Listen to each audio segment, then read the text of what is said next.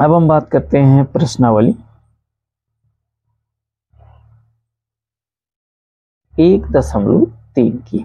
देखिए प्रश्नावली 1.3 में क्या है, कह रहा है कि निम्नलिखित भिन्नों को दशमलव रूप में लिखिए और बताइए कि प्रत्येक का दशमलव प्रसार किस प्रकार का है। दशमलव रूप में लिखिए और प्रत्येक का दशमलव प्रसार किस प्रकार का है।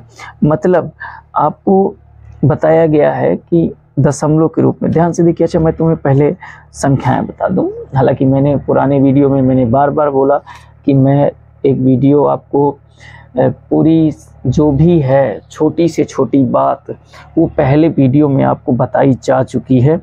आप उसको देखेंगे तो सब कुछ हालांकि समझ जाएंगे, लेकिन फिर भी मैं छोटी सी बात आपको बताने का प्रयास करता हूँ।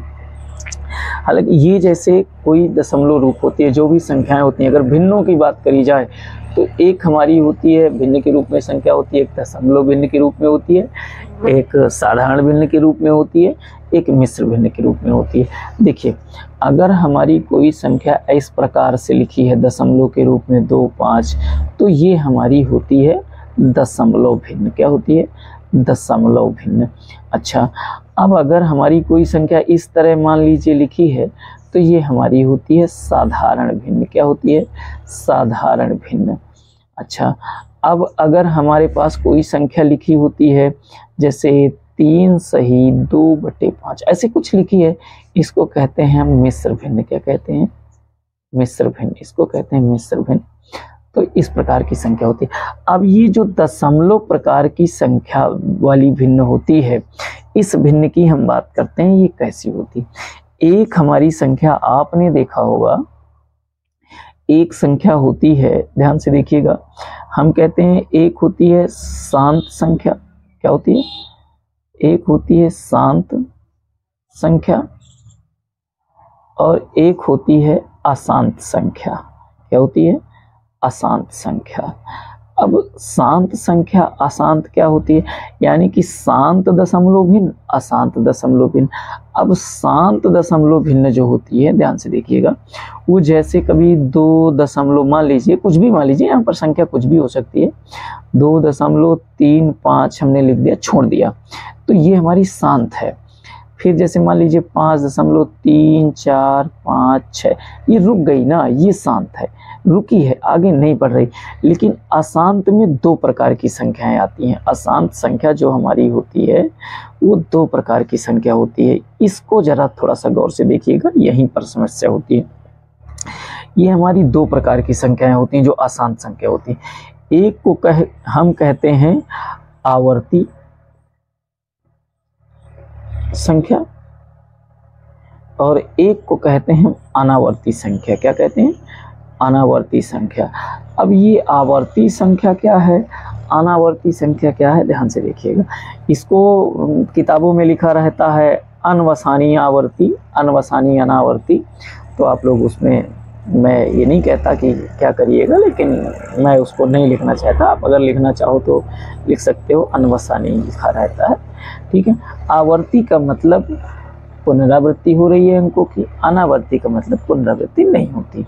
अब देखिए कुछ संख्याएं ऐसी होती हैं जैसे लिखी रहती है, मान लो 2.35, फिर से 3 ऐसे लिखा रहता है।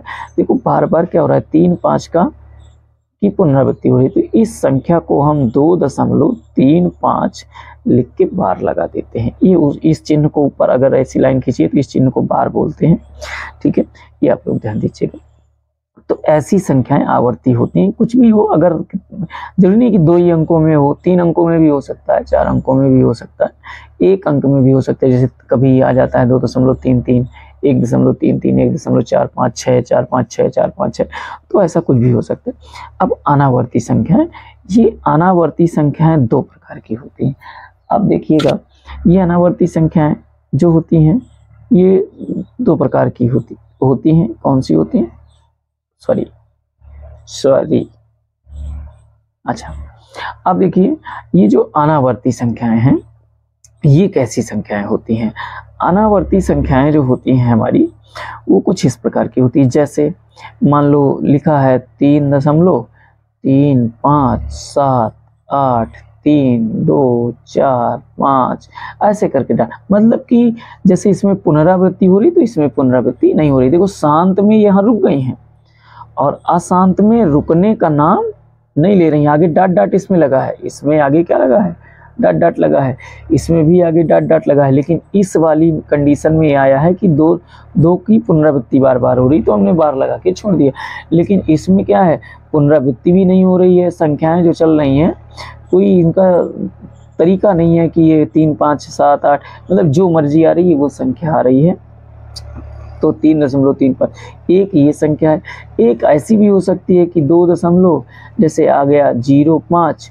अब बच्चे भ्रमित यही होते हैं, जरा ध्यान से देखिए, 0.5 आया, फिर अगले बार 0.005 आया, फिर अगली बार 0.005 आया। कामा मत सोचिएगा, ऐसे आ जाता है 5, फिर इस तरह। तो बच्चे यहाँ पर क्या समझ लेते हैं, सर जी 5 तो आया ना, 5 की ही तो पुनरावृत्ति हो रही, नहीं हो रही बेटा, यहाँ 0.5 है, यहाँ 2.05। अगर ये कहीं ऐसा होता, जैसे इधर आवर्ती वाले में देखो, जैसे अगर ये होता 2.05 फिर 0.5 फिर 0.5 और डॉट डॉट, अगर ऐसा होता तो हम इसे कहते 2.05 और इसमें बार लगा देते। लेकिन यहाँ पर देखो 0.5 है, फिर 0.5 होना चाहिए ना, यहाँ पर तो 0.05 है, फिर यहाँ 0.5 होना चाहिए तो 0.005 है। इसका मतलब इन संख्याओं की क्या हो रही है, पुनरावृत्ति नहीं हो रही है। समझ पा रहे हो?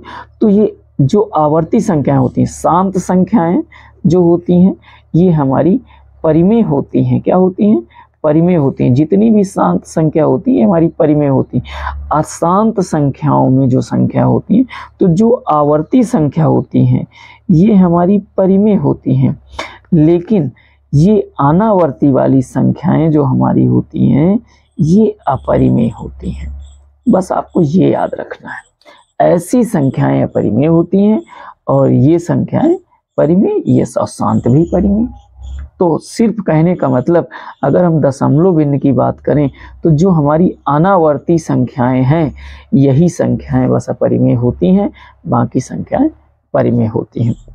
अब देखिए, तो यहाँ पर आप देखिए, अब आइए आप अपने प्रश्न पे, क्या कह रहा है, निम्नलिखित भिन्नों को दशमलव रूप में लिखिए और बताइए कि प्रत्येक का दशमलव प्रसार किस प्रकार का है।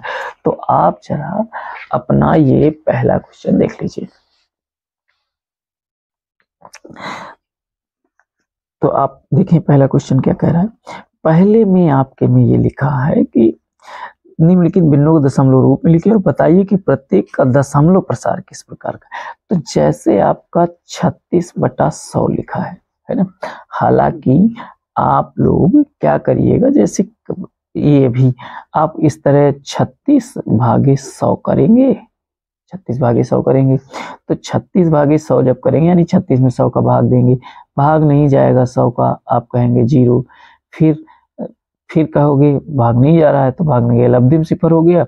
अब भागना गया तो फिर आप यहाँ लगाओगे दशमलव और यहाँ बढ़ा दोगे 0, तो 360 हो जाएगा। अब आपका 3 बार में भाग चला जाएगा तो ये 300 हो जाएगा, फिर शेष आएगा 60। अब 0 अपने से बन जाता है उसमें, और फिर 100 का भाग दोगे तो 600 में तो 6 बार चला जाएगा, ये 600 हुआ। आप ये कट गया, यानी कि आप जब इसको दशमलव भिन्न में बदलोगे तो ऊपर वाले में यानी अंश में हर का भाग देना होता है।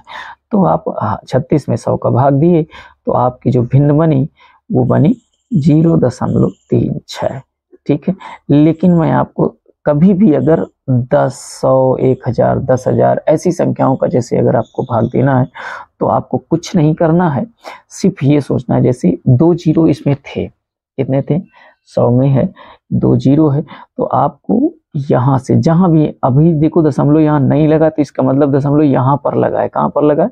यहाँ पर लगा है। अगर नहीं लगा तो इसका मतलब यहाँ पर लगा है। से और सी बात है, किसी संख्या में अगर दशमलव नहीं लगा तो वो दाहिनी ओर लगा होता है। तो आप 36 लिखा है तो दशमलव यहाँ पर लगा है। अब इसमें आप हर को देखेंगे कितने 0 हैं, तो 2 0 हैं। जितने भी 0 हों वो दशमलव यहाँ से उठ करके जहाँ भी लगा होता है, जरूरी नहीं जैसे इसमें नहीं लगा तो यहाँ लगा है, अगर इसमें लगा होता तो यहाँ होता, ठीक है, कोई बात नहीं। तो जहां भी लगा है दशमलव, वहां से उठ करके जितने जीरो हैं उतने कदम इस साइड चला जाएगा, इस साइड, बाएं साइड। किस साइड चला जाएगा? बाएं साइड। तो जैसे दशमलव यहाँ पर है, इसमें 2 जीरो है, तो इसका मतलब 2 कदम चलेगा, 1 2, कहाँ जाएगा? यहाँ पर, ये देखिए 1 2, यहाँ था 1 2, ये यहाँ आ गया है। भाग देने पर भी वही है, डायरेक्ट भी लगा दो। जैसे आपका मान लो कभी किसी कंडीशन पे मान लो आपका यहाँ पर लिखा है 25/100 लिखा है। अब ये मैं देखो, मैं भाग नहीं दूंगा, डायरेक्ट निकाल दूंगा। देखो ये दशमलव कहाँ पर लगा होता है? अभी मैंने बोला कि अगर दशमलव नहीं लगा तो यहाँ लगा है, इसका मतलब अब यहाँ लगा है का मतलब यहाँ 2 जीरो हैं, 2 जीरो हैं, तो इसका जब दशमलव बिन में बदलेंगे 2 जीरो है, मतलब 2 अंक दशमलव इधर चलेगा, तो यहाँ है 1 2, इसका मतलब 2 के पहले आ जाएगा 2 5 ये, और यहाँ आप जीरो लगा सकते हो, कोई दिक्कत नहीं। तो 0.25 ये हमारा बन गया। अच्छा, किसी कंडीशन में मान लो यहाँ 25/1000 लिखा होता, फिर क्या करते? देखो अब समस्या ये है कि यहाँ पर दशमलव लगा है और यहाँ पर 3 जीरो, मतलब दशमलव को 3 कदम आगे बढ़ाना है, तो 1 और 2, अब तीसरा कदम है ही नहीं चलने को, तो हम अपने से इसके पहले जीरो बना देते हैं। क्या बना देते हैं? इसके पहले यहाँ पर जीरो हैं, बहुत सारे हैं, समझ रहे हैं ना? इधर बहुत सारे जीरो, इधर नहीं है, इधर बहुत सारे जीरो हैं, चाहे जितने बना लो। तो ये दशमलव चलेगा 1 2 3, यानी कि 3 कदम जाएगा तो इस जीरो के यहाँ आ जाएगा। कहने का मतलब ये क्या हो जाएगा? और ये वाला जीरो ले लो, तो 0.025। हालांकि आपकी बात समझ आ गई होगी, ठीक है। अब देखिए, तो ये 0.3, अब ये जो हमारा 36/100 जो बना, ये हमारा दशमलव प्रसार बताइए इस कंडीशन में है, ध्यान से देखिए कौन सी कंडीशन में है? इस कंडीशन में है कि इस कंडीशन में है कि इस कंडीशन में? देखिए 0.036 लिखा है ना, कोई डाट नहीं आया, डाट नहीं आया मतलब शांत है। क्या है? शांत है। तो अगर ये शांत है तो इसे हम क्या लिख देंगे? शांत है, ठीक है। अब देखिए दूसरा 1/11, ठीक है, क्या लिखा है? 1/11, 1/11 है भाई। दशमलव प्रसार दशमलव रूप में लिखिए, फिर प्रत्येक का दशमलव प्रसार किस प्रकार का है। तो अब क्या है, आगे लिखा 1 दूसरे नंबर पे 1/11, आप वही करोगे, 1 में 11 का दोगे भाग, ठीक है। जब 11 का दोगे भाग तो क्या हो जाएगा? 11 का भाग दोगे तो भाग न गया, लब्धिन से पर दशमलव लगाएंगे, जीरो बढ़ाएंगे, अभी भी भाग नहीं जाएगा, अभी 10 में भी तो नहीं जाएगा, भाग नहीं जाएगा, फिर जीरो बढ़ेगा, 11 9 99, कितना आएगा? 11 9 99। अब ये 99 आया, 1 बन गया, फिर जीरो बढ़ेगा, भाग नहीं जाएगा, फिर बढ़ेगा, फिर 11 9 99 हो गया, 11 9 99, फिर वही कंडीशन आएगी, यानी कि 0 9 बार बार आ रहा है, ऐसे ही चलता जाएगा। तो ये हमारा क्या बना? 0.0909 डाट डाट 0909 आ रहा है। ये अब ये बताइए, आप मुझे बताइए, ये जो आपकी संख्या मिली, ये इन संख्याओं में जो आपको ऊपर मैंने बताया, इसमें देखिए, इसमें देखिए, इसमें देखिए, तीनों में से इनमें से कौन से में ये मैच कर रही है? मुझे लगता है ये वाले में, 05 05 05, देखिए 09 आ रहा है, ये डॉट डॉट है, इसका मतलब इसमें हम बार लगा सकते हैं। तो ये क्या है? अशांत है और आवर्ती है। अशांत तो है लेकिन आवर्ती है, समझ रहे हैं? और ये शांति थी, ये अशांत है, आवर्ती है। ओके, आप जरा देखिए ध्यान से। फिर अगली बात, जैसे आपकी संख्या तीसरे नंबर पे लिखा है 4 सही 1/8, तो आप पहले इसको साधारण भिन्न में तो बदलो, तो 8 चौको 32 33/8 बनेगा। क्या बनेगा? 33/8 बनेगा। फिर आप यहाँ 33 में 8 का देंगे भाग, तो 8 चौको 32 आएगा, फिर 1 आएगा, दशमलव लगाओगे, जीरो बढ़ाओगे, 8 के 8, 2 आएगा, फिर 0 बढ़ेगा, 8 दूनिया 16 आएगा, 4 बनेगा 0, 8 पंचे 40, ये कट गया। समझ पा रहे हैं? इसका मतलब ये जो आपकी संख्या बनी ये क्या बन जाएगी, बोलिए, 4.125, 4.125। बात समझ रहे हैं? अब ये देखो रुक गई ना, इसके आगे कहीं नहीं जा रहा, तो इसका मतलब ये संख्या हमारी शांत है। ठीक, इसी तरह आप सभी संख्याओं को 3/13, 2/11, 329/400 आप लोग करिएगा। ये आपके लिए होमवर्क। अब देखिए, जैसे लिखा है आपका 3/13, ठीक है, 3/13 आपका लिखा है। आपको मैंने क्या बताया, कुछ नहीं आपको करना है, आपको सीधा 3 में 13 का देना है भाग। 13 का भाग दोगे तो भागने के लब्धिम से पर दशमलव लगाएंगे, 0 बढ़ाएंगे, 13 दूनिया 26, 4 बचेगा, 0 बढ़ जाएगा। अब ये 13 तिया 39, 1 आएगा, 0 बढ़ जाएगा, भाग नहीं जाएगा, 100 हो जाएगा, 13 सत्ते 91 हो जाएगा, 9 आएगा, 0 बढ़ जाएगा, तो 13 छंग 78 आएगा। मुझे नहीं लगता कि ये संख्या कटेगी। समझ रहे हैं? तो आपकी ये संख्या इस तरह डाट डाट जा रही है। इसका मतलब ये है कि ये हमारी संख्या का जो दशमलव प्रसार है ये कैसा रहेगा, 0.2347 डाट डाट। ये संख्या डाट डाट ऐसी जा रही, देखिए बढ़ती इधर उधर हो रही है।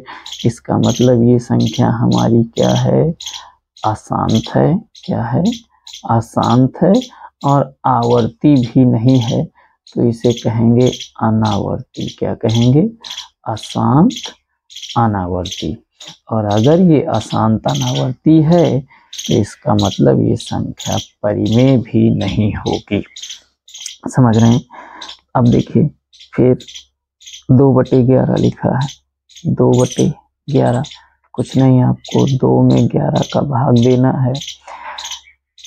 भाग में गया लब्धिम दशमलव 0, ठीक है, 11 1 के 11, 9, 0 बढ़ाएंगे, 11 नहीं 11 8 88, 2 आएगा 20, 11 1 के 11, फिर कितना हो जाएगा, 9 आएगा, 11 1 के 11 करोगे, ठीक है, तो यहाँ जब 11 1 के 11 करोगे तो ये 9 आएगा, तो फिर ये 90 हो जाएगा, ठीक है, फिर 11 8 88 आएगा, फिर 2 होगा,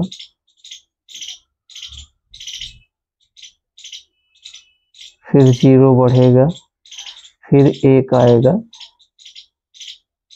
फिर 8 आएगा, यानी 18। ये 2/11, इसका मतलब क्या आ रहा है, फिर 8 आएगा, इसका मतलब ये हमारा 0.181818 डाट डाट आता रहेगा।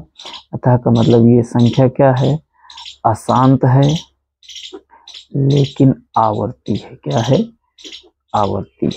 देखो 1 8 1 8 बार बार आ रहा है। बात समझ पा रहे हैं?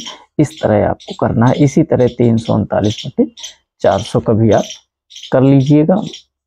ये आपकी बात समझ आ गई होगी, कंफर्म? ओके, तो इसमें कोई इतनी बड़ी बात नहीं है। आपको 4 का भाग देना है 329 में, बाकी तो सब लोग 2 ठो बढ़ा लीजिएगा, जैसे मैंने आपको 100 से बताया है। ओके, अब जरा दूसरा देखते हैं, दूसरा क्वेश्चन। दूसरे में क्या कह रहा है, कह रहा है क्या आप जानते हैं कि 1/7 का मान इतना है। वास्तव में लंबा भाग दिए बिना क्या आप बता सकते हैं कि 2/7, 3/7, 4/7, 5/7, 6/7 के दशमलव प्रसार क्या होंगे? ये देखिए, आपको दिख नहीं रहा था क्या? बिल्कुल। तो कहने का मतलब 2/3, 4/3, इसका भी हम आपको दिखा रहे हैं। हमको दूसरे सवाल में, आप यहाँ दूसरा सवाल देखिए पहले, जब आप यहाँ दूसरा सवाल देखते हैं तो लिखा है क्या आप जानते हैं कि 1/7, देखिए यहाँ पर 1/7 की वैल्यू दी है, आप लोग अपनी किताब में देख लीजिएगा।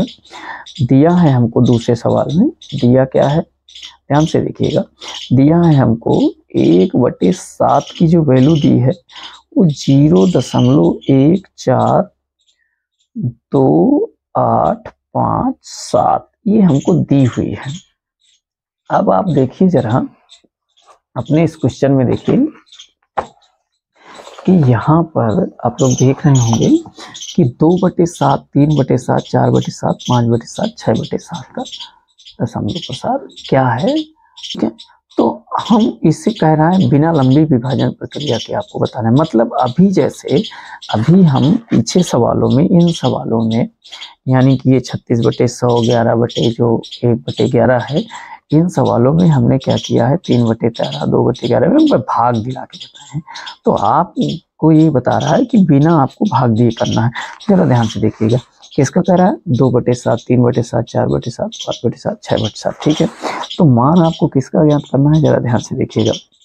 मान आपको ज्ञात करना है 2/7 का, 3/7 का, 4/7 का, 5/7 का, 6/7 का।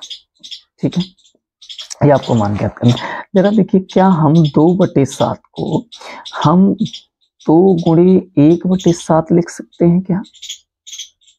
बिल्कुल लिख सकते हैं, जब गुणा कराएंगे 2 1 के 2/7 ही तो होगा। अच्छा, तो क्या बेटा हम इसे 2 गुणे और इस 1/7 की वैल्यू यहाँ दी हुई है क्या?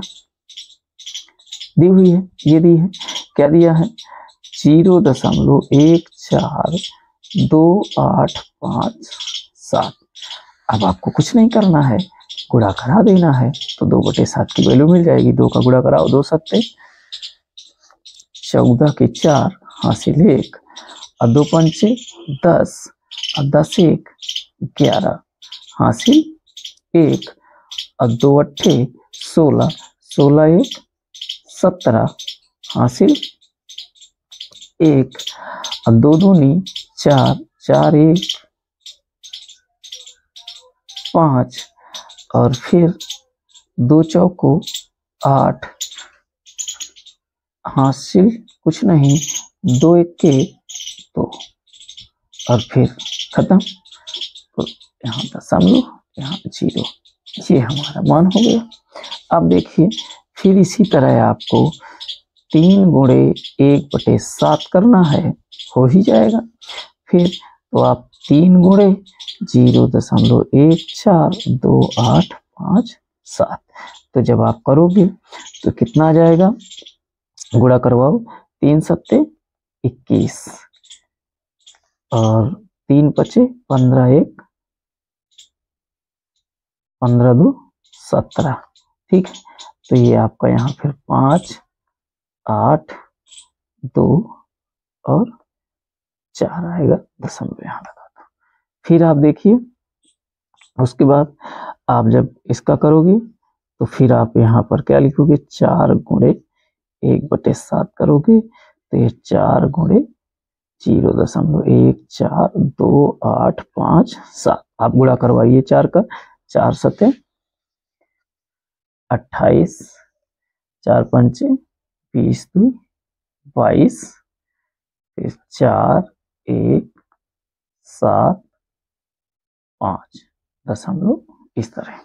फिर आप आएगा, गुणा कर लीजिए आप, फिर 5 गुणे 1/7, तो ये आपका हो जाएगा 5 गुणे 1/7 की वैल्यू आपको दी हुई है 0.1428557। कितना हो जाएगा, 5 सत्ते 35, और 5 पचा 25, 5 3 8 28, फिर आप 2 4 1 और 7 लिखेंगे, दशमलव 0।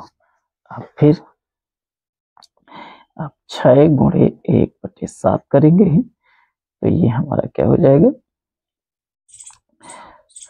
6 गुणे 1/7 की वैल्यू 0.14285 एच इक्वल टू, जब गुणा कराओगे 6 सत्ते 42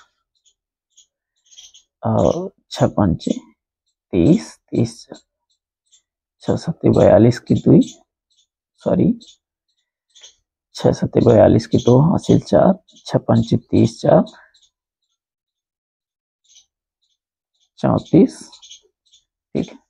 अच्छा 8 48, 8 3 11 51 हासिल 5, 2 4 1, तो यहाँ 7, यहाँ 5, यहाँ 8.0, ऐसा गुणा आपको आएगा। आप गुणा कर लीजिएगा। सब में क्या लगा है? बार लगा है। देखिए हमने कोई लंबी विभाजन प्रक्रिया नहीं करी, तो हमने सीधा गुणा आपको करा दिया है। बात समझ आ गई होगी आपको, कोई दिक्कत नहीं। अब आप देखेंगे अगली बात।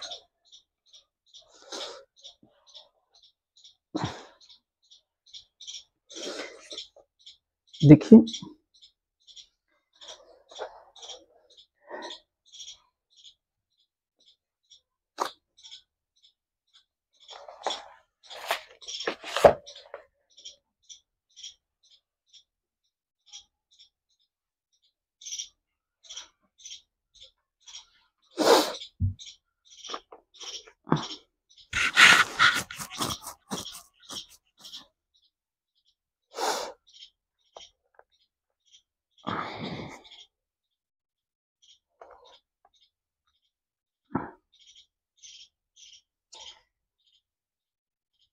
देखिए ये जो तीसरा क्वेश्चन है आपके पास, निम्नलिखित को P/Q के रूप में व्यक्त कीजिए, जहां P और Q पूर्णांक हैं तथा Q is not equal to 0। जी बहुत इंपॉर्टेंट क्वेश्चन है ये, जो है बहुत इंपॉर्टेंट क्वेश्चन है आपकी परीक्षा के लिए। ये परीक्षा में पूछा ही पूछा जाना है, कोई चांसेस नहीं है इसके ना पूछे जाने की। मतलब इसको पूछना ही पूछना है आपके एग्जाम में। किसी भी सूरत में ऐसी कंडीशन नहीं आ सकती कि ये परीक्षा में पूछा ना जाए। आप लोग विशेष ध्यान दीजिएगा। थोड़ा सा मैं आपको इतना सरल बताने का प्रयास करूंगा कि आपको एक ही बार में आपके दिमाग में चला जाएगा। जरा ध्यान से देखिए मैं क्या कह रहा हूं। P/Q के रूप में व्यक्त करना है। आपको पहले नंबर पे दिया है 0.6 बार। अब देखिए हमें क्या करना है, सबसे पहले मेरी बातें जो सुनेगा वो समझ पाएगा। कंडीशन सुनते जाइएगा, आपको बहुत सरल समझ आएगा। मैं कहता हूँ ये जो भी दिया है इसको हम कह देते हैं माना x bar is equal to 0.6 bar. अब करेंगे क्या हम, ये जो सबसे पहला हमारा देखने का तरीका है कि हम ये देखेंगे कि दशमलव के बाद इधर इस साइड दाहिने साइड बार लगने से कितने अंक छोटे हैं। बार लगने से कितने अंक छोटे हैं। तो इस सवाल में हमें ये दिख रहा है कि बार लगने से एक भी अंक छूटा नहीं है। ठीक है, तो ये बात हमारी कैंसिल हो गई पहली बात। ठीक, मतलब ये नियम अब नहीं लगेगा क्योंकि वो है ही नहीं। ठीक है, अब दूसरी बात ये देखेंगे, अब ये देखेंगे कि कितने अंकों में बार लगा है। पहले क्या देखेंगे कि दशमलव के बाद कितने अंक बार लगने से छूटे हैं। जैसे किसी जगह मान लीजिए आपके साथ जैसे अगला वाला सवाल आएगा तो फिर मैं बात करूंगा। ठीक है, तो सबसे पहले हम ये देखेंगे कितने अंक बार लगने से छूटे हैं। अगर नहीं छूटे तो अगले स्टेप पे जाएंगे कि कितने अंकों में बार लगा है। तो इसमें देखो कितने अंक में बार लगा है, 6 बस में। इसका मतलब 1 अंक में लगा है। अगर 1 अंक में लगा है तो हम कहते क्या हैं, इसको कहते हैं हम समीकरण 1। x बराबर, जब इस पूरी इसी संख्या को हम x बराबर मान लेते हैं। अब ये समीकरण 1 हो जाएगा। फिर कहेंगे देखेंगे कि दशमलव के बाद कितने अंक बार लगने से छूटे हैं। अगर नहीं छूटे तो अगले स्टेप पे जाएंगे, देखेंगे कि कितने अंकों में बार लगा है। 1 अंक में लगा है तो हम कहेंगे समीकरण एक में ये 10 से गुणा करने, बात समझ पा रहे हैं? एक अंक में अगर बार लगा है तो 10 से गुणा, 2 अंकों में बार लगा है तो 100 से गुणा, 3 अंकों में, मतलब हम सीधे से फंडा एक में तुम्हें टेक्निक बता दूं, आप लिखोगे समीकरण एक में एक बनाओगे और जितने अंकों में बार लगा हो उतने जीरो बना लो। एक में लगा एक जीरो यानी 10 बन गए। 10 से गुणा करने पर, अगर यहीं पर 2 अंकों में लगा होता तो एक बनाते 2 जीरो 100 हो जाता, 3 अंकों में लगा होता एक बनाते 3 जीरो 1000 हो जाता। बात समझ पा रहे हो मेरी? ओके, तो समीकरण एक में 10 से गुणा करने, अब 10 से गुणा करेंगे तो इसमें भी करेंगे इसमें भी करेंगे, इधर भी करेंगे इधर भी करेंगे, यानी कि ये हमारा हो जाएगा 10x बराबर, इसमें जब 10 से गुणा करोगे तो आप अपना गुणा बगल में करवा लीजिएगा, ये 10 से जब इसमें गुणा करेंगे तो ये हो जाएगा हमारा 6.6 बार। अब ये बार बार है तो आगे तो चलता ही जाएगा, ये हमारा हो जाएगा समीकरण 2। ठीक, अब देखिए 6 बार इसमें भी हो गया 6 बार इसमें भी हो गया, इधर आ गया, फिर लिखेंगे नाउ समीकरण 2 में एक को घटाने पर, घटा देंगे मतलब जो दूसरा बनेगा उसमें से पहले वाले को घटा देंगे, तो घटाओगे जब तो इस बार का इस बार से, इस बार का इस बार से, यानी कि 10x माइनस x बराबर 6.6 माइनस 0.6। आप इस तरह घटा लो, चाहे आप ऊपर नीचे इस तरह लिख के भी घटा सकते हो। 10x बराबर 6.6 बार और x बराबर 0.6 बार, आप इस तरह भी घटा सकते हो। 10 में 1 चला गया 9x और बराबर ये इससे कट गया यानी कि 6 आया, यानी x बराबर 6/9। आप काटोगे तो x बराबर कितना हो जाएगा 3, तो नहीं है 6, 3 3 9 यानी 2/3। आप इस तरह भी काटोगे तो ये 9x बराबर 6 आएगा, तो x बराबर 6/9 आएगा, कटेगा x बराबर 2/3। ये आंसर, चाहे जैसे कर लो ऐसे कर लो, ये ज्यादा आसान है। ठीक है, अब देखिए दूसरे वाले में देखते हैं क्या है, बहुत इंपॉर्टेंट क्वेश्चन है, ध्यान से जरा देखिएगा बेटा। दूसरा क्या कह रहा है, 0.47, देखिए 7 में बार लगा है 4 को छोड़े हुए। अब इसको P/Q के रूप में व्यक्त करना है। मैंने क्या कहा, आप लिखोगे कहोगे माना x बराबर 0.47 बार। ओके, ये हमारा बन जाएगा समीकरण एक। मैंने अभी क्या बोला कि सबसे पहले ये देखेंगे अपने समीकरण एक में कि कितने अंक दशमलव के बाद बार लगने से छूटे हैं। तो 4 छूटा है यानी 1 अंक छूटा है, अगर 1 और छूटा होता तो 2 छूटे होते।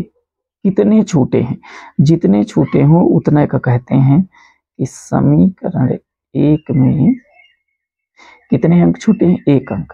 तो 1 बना के मैंने क्या कहा 1 जीरो, 1 अंक छूटा 1 जीरो, अगर 2 अंक छूटे होते तो 2 जीरो से गुणा करने पर। ठीक है, अब गुणा करवाओगे तो ये क्या हो जाएगा 10x बराबर 10 से गुणा किए 1 अंक खिसक गया, तो ये 4.7 बार समीकरण 2 हो गया। देखो हमने ऐसा क्यों किया, क्योंकि ये बार दशमलव के जस्ट बगल में आ जाए इसलिए ऐसा किया। अब फिर दूसरा स्टेप, फिर क्या कहेंगे, फिर कहेंगे ना समीकरण 2 में, अब 2 में, अब 1 से हमारा काम खत्म, 2 आएगा। 2 में क्या दिख रहा है, देखो अब ये दशमलव के बगल में जस्ट बार आ गया, पहले छूटा था बगल में आ गया। फिर अब दूसरे समीकरण 2 में देखें कितने अंकों में बार लगा है, तब तक ये मतलब 2 बार की कहानी है, 1 बार कितने अंक छूटे हैं, 1 बार कितने अंकों में बार लगा है। ठीक है, तो इसमें कितने अंक में लगा 1 अंक में लिखा है, तो फिर कहेंगे समीकरण 2 में 10 से गुणा करने पर ये कर दिए, तो गुणा कराएंगे तो ये जब इसमें 10 से गुणा करेंगे तो ये 10 दाई हम 100x बराबर, इससे करेंगे तो ये 4 पहले से था इधर, 7 भी आ जाएगा 47.7 बार। ये हमारा हो गया समीकरण 3। अब हमारा इससे तो मतलब खत्म है ना। अब हम क्या कहेंगे, फिर लिखेंगे नाउ समीकरण 3 में समीकरण 2 को घटाने पर, ठीक है। अब देखिए फिर क्या आएगा, जब समीकरण 2 में घटाओगे तो ये 100x, ये x है बेटा, 100x बराबर क्या है 47.7 बार। दूसरा क्या है 10x बराबर क्या है 4.7 बार, ये है। अब देखिए घटाओगे ये तो 100 में 10 चला गया, 90x बराबर 7 से 7 कट गया, 47 में 4 43 आया, ठीक है। तो ये 43 हो गया, 47 में 4 चला गया 43। तो x इज इक्वल टू क्या हो जाएगा 43/90। गुणे की चीज भाग में आती है, जानते हो बेटा ना, वेरी गुड। ये हमारा x, ये बन गया p/q, ये बन गया, तो ये बन गया। अब जरा देखिए तीसरे स्टेप, तीसरे सवाल में क्या कह रहा है, जरा ध्यान से देखिए। तीसरा सवाल हमारे पास है, इसी का तीसरा नंबर, इसी का तीसरा नंबर क्या है, लिखा है 0.001 तीनों में बार लगा है। हमने क्या कहा, आपको कहे लिखना है माना x बराबर, ये जो दिया है पूरा लिख लेते हैं 0.001 बार, ठीक है। ये हमारा समीकरण 1 हो जाता है।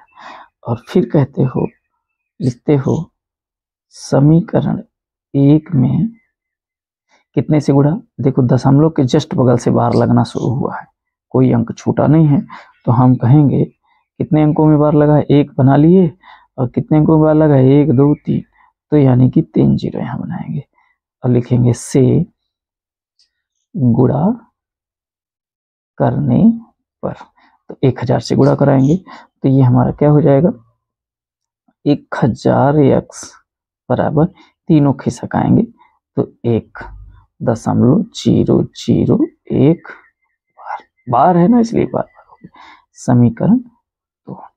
फिर कहोगे नाउ समीकरण 2 में 1 को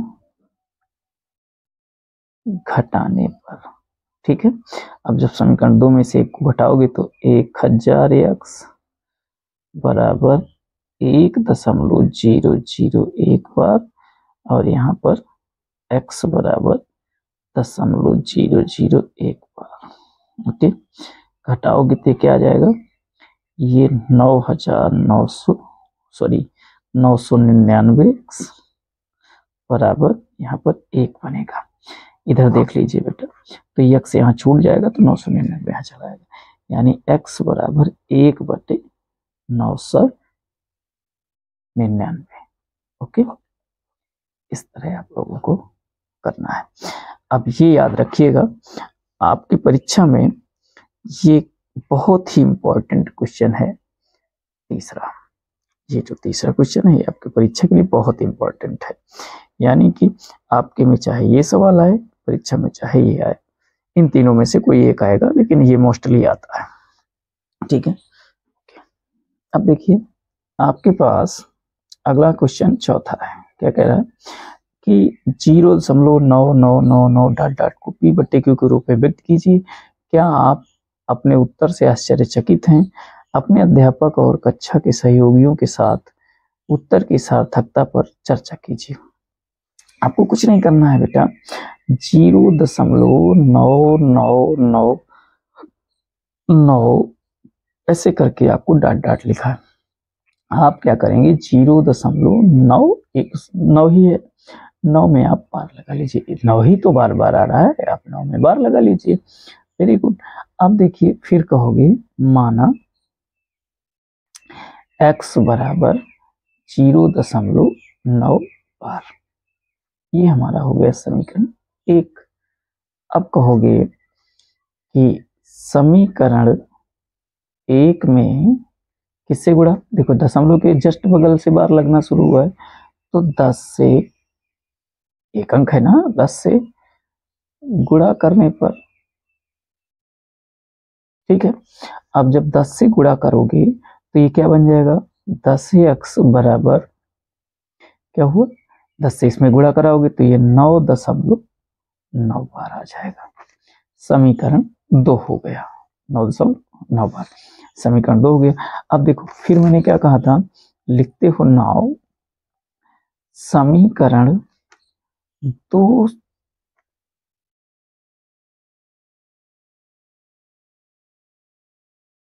में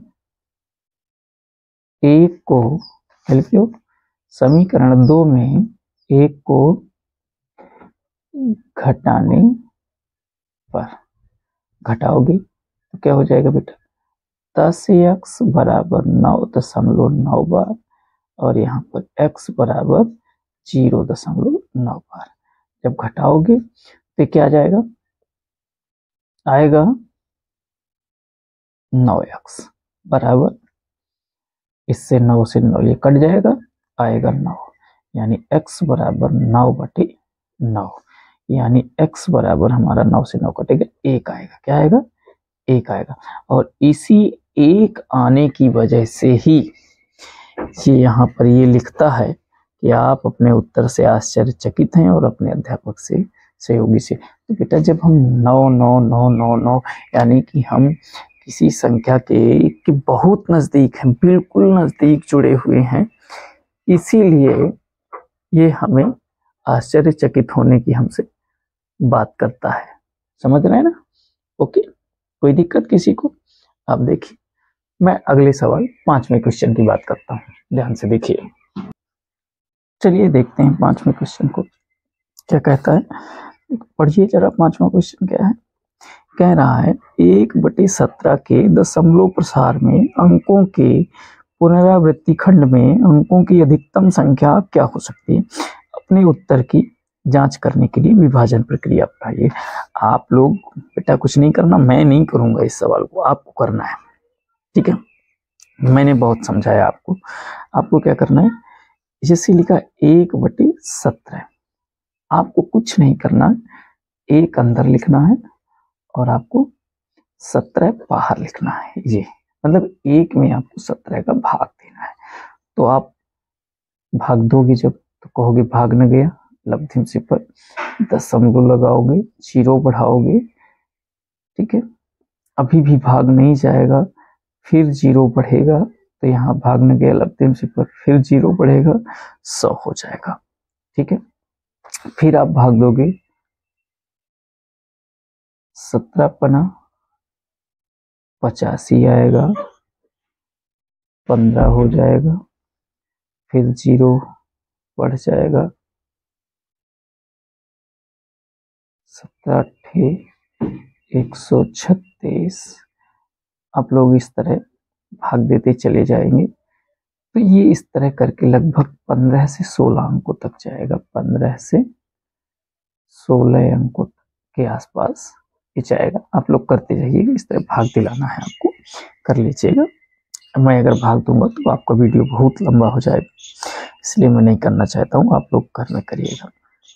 फिर अगला क्वेश्चन क्या कह रहा है कि 6वें नंबर पे P/Q के रूप की परिमेय संख्याओं के अनेक उदाहरण लीजिए जहां P और Q पूर्णांक हैं जिनका एक के अतिरिक्त अन्य कोई उभयनिष्ठ गुणनखंड नहीं है और जिसका शांत दशमलव निरूपण हो सके। क्या आप यह अनुमान लगा सकते हैं कि Q कौन सा गुण अवश्य संतुष्ट करना चाहिए। जरा देखिए, हाँ एक बात ध्यान से देखिए, जो Q का एक गुण होता है विशेष गुण, अगर Q के गुणनखंड 2 की घात m गुणे 5 की घात n के रूप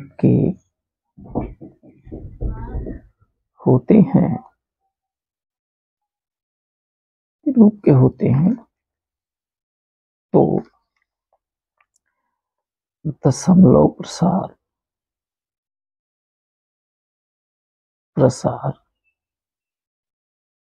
शांत होता है। ठीक है, दशमलव प्रसार शांत होता है। अब देखिए फिर, तो हमें यहाँ पर हमेशा ये सोच के ऐसे उदाहरण देना है कि हर की जो गुणनखंड हो 2 और 5 के रूप में हो। कहने का मतलब एग्जाम्पल लिख, हमें सिर्फ एग्जाम्पल देना है, तो आप एग्जाम्पल लिखो।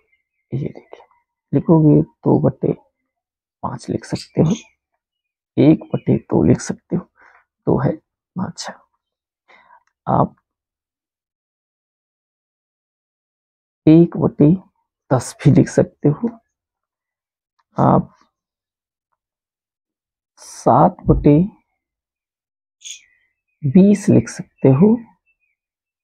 जो गुणनखंड बने, हर का जो गुणनखंड बने, इस नियम को फॉलो करिए, यानी कि 2 और 5 के ही गुणनखंड हो, अन्य कोई गुणनखंड नहीं होना चाहिए। इस तरह आप कुछ भी लिख लीजिएगा। ठीक है, अब देखिए फिर हमारे पास 7वां क्वेश्चन क्या है। ऐसी 3 संख्याएं लिखिए जिनके दशमलव प्रसार अनवसानी अनावर्ती हो। तो आप लोग कुछ नहीं करना है, ऐसी 3 संख्याएं लिखना है जिनके दशमलव प्रसार अनवसानी अनावर्ती हो। तो कुछ भी लिख दीजिए, आपकी मर्जी। आप जैसे 5.05, फिर 0.05, फिर 0.05, इस तरह करके आप टट कर लीजिए। फिर लिखिए 2.08, 0.08, 0.0 कुछ भी लिख दीजिए, 1.27, 0.27, तो फिर 2.7, ऐसे करके फिर लिखते चले जाइए। कोई दिक्कत नहीं, कोई संख्याएं आप ऐसे लिख सकते हैं, 3 संख्याएं जिनकी दशमलव प्रसार अनवसानी अनावर्ती हो, कुछ भी ऐसे लिख सकते हो, कोई दिक्कत नहीं। अब अगला क्वेश्चन है हमारे पास 8वां। क्या है? 8वां क्वेश्चन कह रहा है परिमेय संख्या 5/7 और 9/11 के बीच 3 अलग अलग अपरिमेय संख्याएं ज्ञात कीजिए। परिमेय संख्याओं 5/7 और 9/11 के बीच 3 अलग अलग अपरिमेय संख्याएं। देखिए, जब परिमेय संख्याओं की बात थी तो हमने आपको कुछ दूसरी बात बताई थी, यहाँ पर अपरिमेय ज्ञात करना है। देखिए क्या लिखा है, अपरिमेय। तो अपरिमेय में क्या करना होता है आपको, ये जो 5/7 है और 9/11 है, आपको इस 5/7 का दशमलव निरूपण कर लेना है। क्या कर लेना है? दशमलव निरूपण, मतलब कि ऐसे भाग दे के आपको दशमलव बना लेना है। कहने का मतलब 5 में आप 7 का भाग दोगे। ठीक है, जब 7 का भाग दोगे तो भागने के लब्धिम से पर। ठीक है, अब जब भाग नहीं इसमें जाएगा लब्धिम से पर, फिर आप दशमलव लगाओगे, 0 बढ़ाओगे, क्या बन जाएगा? 7×7=49 बनेगा, 1 आएगा। ठीक है, फिर 0, 7×1=7। ठीक है, ये आएगा, यानी कि आपका लगभग ये बन जाएगा, क्या बने, 0.71 बन जाएगा। ठीक है, अब आगे क्या बनेगा, एंड रखोगे, आगे हमारे पास क्या बनेगा, इसी तरह 9 में भाग दे लेना है। 9/11 करोगे तो जब 9 में 11 का भाग दोगे, भागने के लब्धिम से पर दशमलव लगाएंगे, 0 बढ़ाएंगे। ठीक है, तो ये कितना हो जाएगा, 11×8=88, और ये 2 बचेगा, फिर 0 बढ़ेगा, 11×1=11।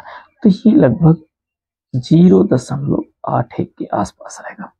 ठीक है, जब ये 81 के आसपास आएगा तो अब आपको इन दोनों के बीच की इस तरह वाली संख्याएं लिख लेना है।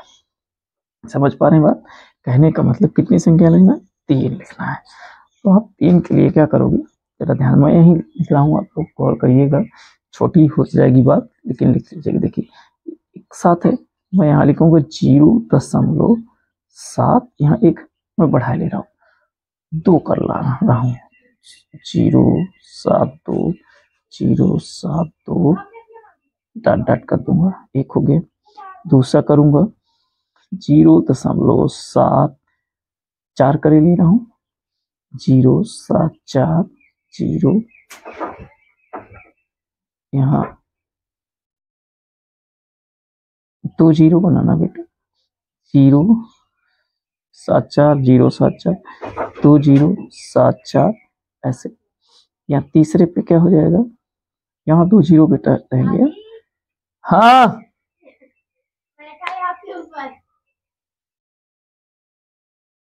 ये 0.76, 0.76 डबल 0.76 डॉट डॉट कर लीजिए। ठीक है, अगला क्वेश्चन है हमारे पास 9वां, जरा इसी में देख लीजिए, 9वां क्वेश्चन किताब में ही देख लीजिए, आपको समझ आ जाएगा, बता दूंगा मैं क्या लिखा है। 9वां क्वेश्चन आप किताब में ही देख लीजिए, समझ आ जाएगा। रूट 23 है, कह रहे हैं बताइए कि निम्नलिखित संख्याओं में कौन कौन संख्याएं परिमेय और कौन कौन संख्याएं अपरिमेय है। जैसे लिखा है रूट 23, क्या लिखा है, रूट 23 लिखा है। आप ध्यान से देखिए, रूट 23 एक ऐसी संख्या है जो रूट के बाहर नहीं आ सकती।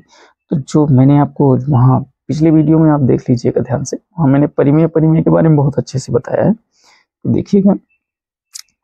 तो ये रूट 23 रूट के बाहर कभी नहीं निकल सकती। तो ये जो हमारी संख्या होती है ये हमारी अपरिमेय होती है। क्या होती है? अपरिमेय होती है। ठीक है, 225 है, ये 15 के रूप में बाहर आ जाएगी, 15 का वर्ग है, तो ये हमारी परिमेय है। क्या है? परिमेय है। ठीक, परिमेय। ये देखो रुक गई है ना संख्या, और जो भी संख्या रुक गई है, मैंने अभी इसमें पीछे बताया है आपको, पीछे सवाल लगा है, जो संख्या रुक जाती है वो परिमेय होती है। ठीक है, ये संख्या 4 7 8, 4 7 8, ये भी इसमें बार लग जाएगा, 4 7 8 की पुनरावृत्ति, तो ये भी हमारी परिमेय है। ठीक है, इसमें क्या है देखो, 1 0 1, फिर 2 0 1, फिर 3 0 1, ये हमारी इस प्रकार की कुछ संख्या है। इसका मतलब इस और इस प्रकार की संख्या को हम क्या कहते हैं? अपरिमेय संख्या कहते हैं, यानी कि ये हमारी अपरिमेय संख्या। समझ पा रहे हैं? Okay, clear? जैसा कि मेरे हिसाब से आप समझ में आपको आ गया होगा।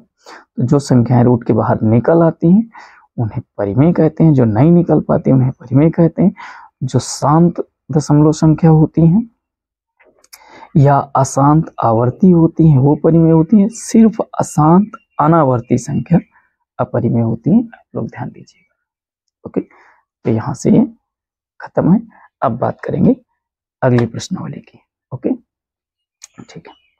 अब अगले पार्ट में, अगले वीडियो के, इस वीडियो के अगले पार्ट में आपको अगली प्रश्नावली 1.4 और 1.5 की बात करी जाएगी।